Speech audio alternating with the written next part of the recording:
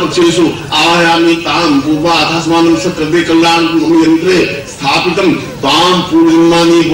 दोष निवारणार्थं ये जन्मानि समस्त दोष निवारणार्थं तथा पूर्वाधास्मानं सिद्धासं प्राप्ति प्राथमिकता समस्त सिद्धिर्भवतु मे तानि विविध ज्योतिर्भ्योमितादि विविध साधनाभ्योमिति सिद्धिर्भवतु मे अथास्मानं सुख सौभाग्य ऐश्वर्य प्राप्तये अथास्मानं नवरात्र दिनेषु पूर्वासां चैतन्यं अथास्मानं सकृते कल्याणत्वां पूर्वासा चिन्तयामि नमस्तां अथास्मानं साधिपति दीर्घो यत्वाय बलाय वर्षस्पदत्वाय सहस्रामधो जीव सर्वस्तां पूर्वासादिपति नमा चिन्तयामि पूर्वस्यां तस्मानं सृति कल्याणत्वं दीर्घो सा चिन्तयामि पूर्वस्यां तस्मानं सकृते कल्याणत्वं पूर्वादिदर्शनं सा चिन्तयामि तस्मानं सृति गातावन्ति पूर्वो सा चैतन्यं प्रभुनाथ सानं दिव्यज्ञान प्रकाशनार्थाय सा ऋग्वेद यजुर्वेद सामवेद अथर्ववेद समस्त वेदोपवेद उपनिषदोपासां सन्ति सदष्टोत्तरं उपनिषदो सा ज्ञान मस्तिष्के हृदये स्थापितं वा पूर्वात् वीरस्वरूपं स्थापयामि ब्रह्म स्थापयामि विष्णु स्थापयामि रुद्र स्थापयामि लक्ष्मी स्थापयामि काली स्थापयामि समस्तस्माविद्यां स्थापयामि एतस्मात् पूर्वासा चिन्तयामि अथास्मानं सृष्टे कल्याणत्वां पूर्वासा चिन्तयामि नमस्ते स्वाति पूर्वा मम गुरुभ्यो सां पूर्वा मम प्राण चक्षु श्रोत्र घ्राण जिह्वा देह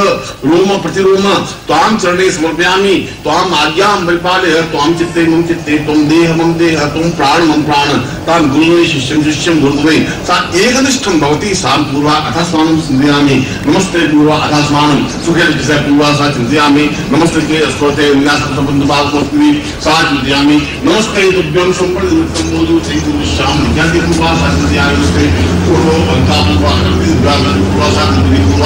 चिन्तयामि नमस्ते नमः आम पूर्वातस्मानं सृष्टे कल्याणत्वां पूर्वासमति पूर्वामति सिद्धासंसां सृष्टिविश्वामित्र गर्गत्रि कणान् पुरुस्त्य ऋषय सर्वमुनिय सामति भगवत्पाद सच्चिदानन्दात् कल्पितोऽपि समस्त दर्शनं सा देहदर्शनं प्राणदर्शनं चिन्तनदर्शनं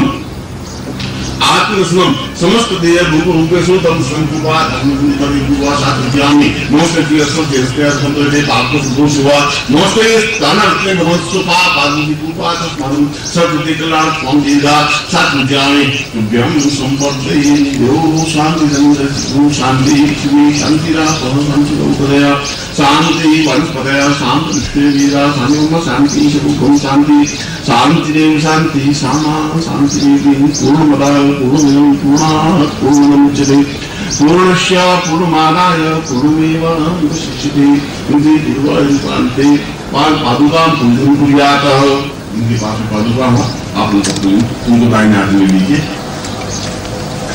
सापादुकी जो तास्मानं सृष्टे कल्याणत्वं सा चिन्तयामि पूर्वातस्मानं चिन्तयामि सा कृते कल्याणत्वं येनो वरस्मानं सा निर्ते भूतात्मि सर्वाणि पादुका पूजनान्ति मम पादुका प्राणा ये प्राण देह ये देव सुदासं मां गुरुत्वं सर्वयोति उपस्थिति साक्षीभूत रूपेण मार्गदर्शनं सा कृते कल्याणत्वं मम ग्रहे सुख सौभाग्य धन धान्य सत्प्रतिष्ठां ऐश्वर्य विवर्धे ताम् उपस्थिति साक्षी रूपेण मम ग्रहे साक्षिदार पूर्वा चैतन्य रूपेण मम ग्रहे पूर्ण रूपेण मम ग्रहे आत्मस्वरूपेण तां मम गुरु आवाहयामि स्थापयामि स चिन्त्यम् अचिन्त्यं वा पूर्वातस्मि तुभ्यं संप्रपदे निजप्रीच। और एक बार आंख बंद करके तो बैठो चले आदि लोग सुमन को आप एक बार पूरे सीधे बैठ करके और मैं ओम की ध्वनि करूंगा तब आप ध्यान मुद्रा में होंगे सिद्धासन प्राप्ति मुद्रा में ऐसा अनुभव हो कि मैं अपने इस शरीर को अनुष्ठ बना के अनूठे के जितना शरीर को बना के अनुष्ठ रूपेण उस सिद्धासन में जा रहा हूँ और मैं वापिस शरीर लौट वो दूसरी बार ओम करूँ तब वापिस चेतनी रूप में आ पाएंगे। हरि ओम।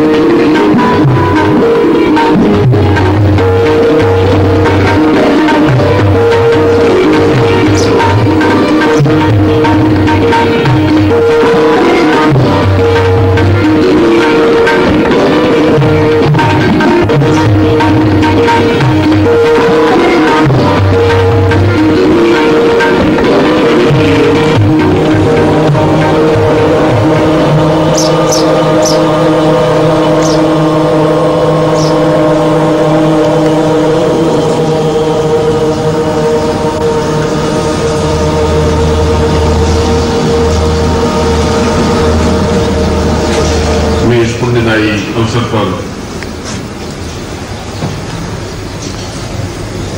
अधिकार पूर्ण तौर से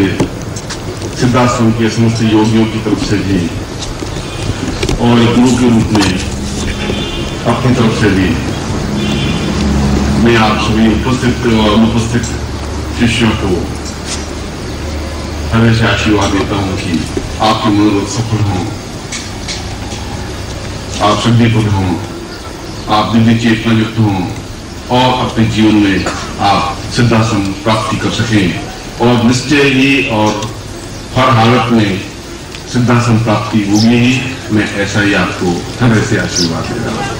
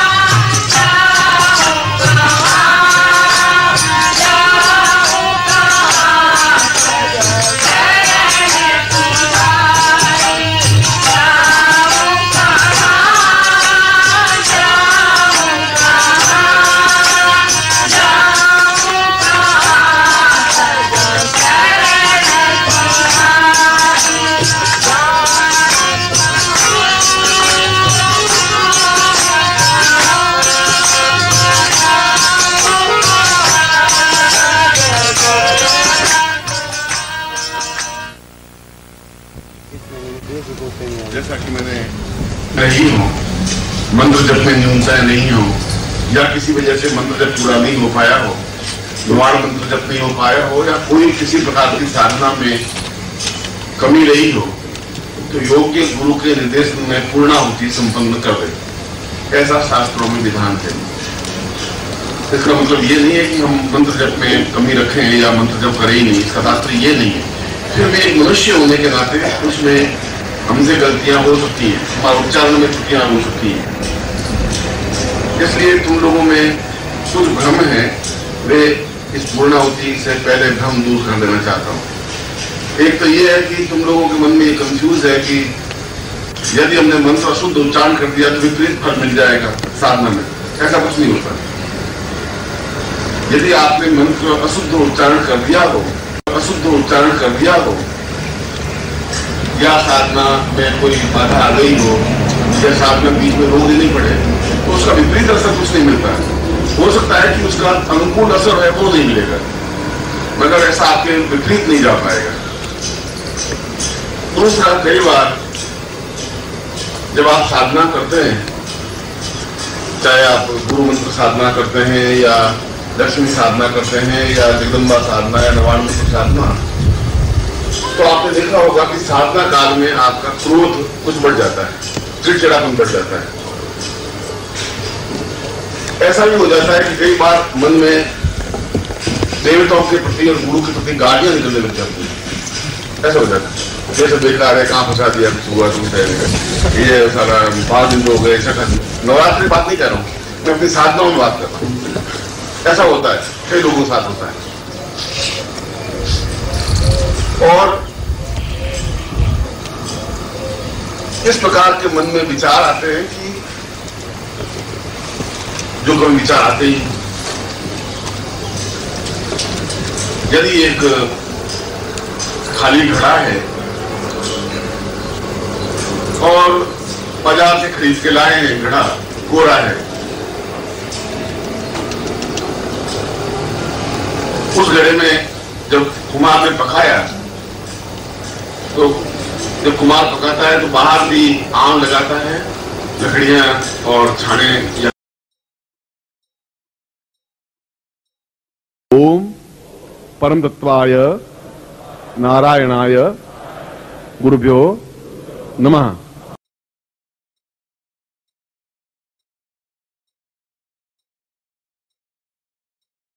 ओम ह्रीं मम प्राण देह रोम प्रतिरोम चैतन्य जाग्रय ह्रीं ओम नमः।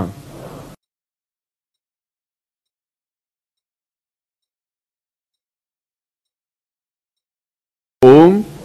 भूर्भुवः स्वः तत्सवितुर्वरेण्यं भर्गो देवस्य धीमहि